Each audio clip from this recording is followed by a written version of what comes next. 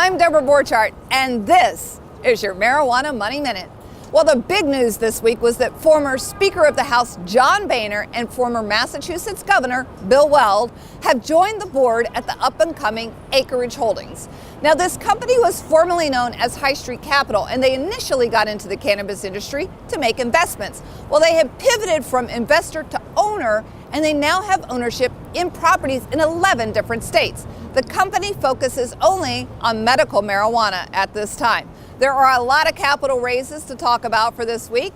Altitude Investment Management raised $18.7 million in capital from more than 50 investors for its fund, Altitude Investment Partners, that invests in a range of early stage to growth companies. Now, this is a major step towards the $50 million target that they've set for themselves over the next 11 months.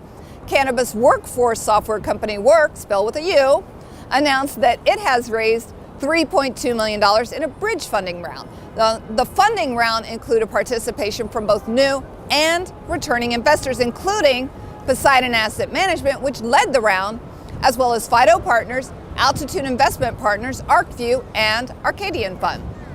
Palo Alto-based cannabis-infused edibles brand Plus Products raised an approximately $6 million in Series B financing to expand their operations. That money is also going to be used for working capital and new product development. There are also a couple of acquisitions to mention for this week. Cannabis Wheaton Income acquired Canadian private cannabis company Robinson's Cannabis Incorporated in an all-stock deal. And then Kush Bottles entered into a merger agreement to acquire Summit Innovations. That's a leading distributor of hydrocarbons. And this acquisition marks Kush Bottles' entry into a new business vertical where they will supply gas to cannabis extractors that then, of course, turn the cannabis into oil.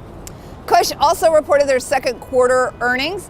They had revenue rise 249% and gross profits went up a whopping 270%. Still, the company's expenses were more than the profits, and so they ended up reporting a loss of almost $1 million. And that's it for this week. I'm Deborah Borchardt reporting for the Green Market Report from Times Square. Everyone, have a great weekend.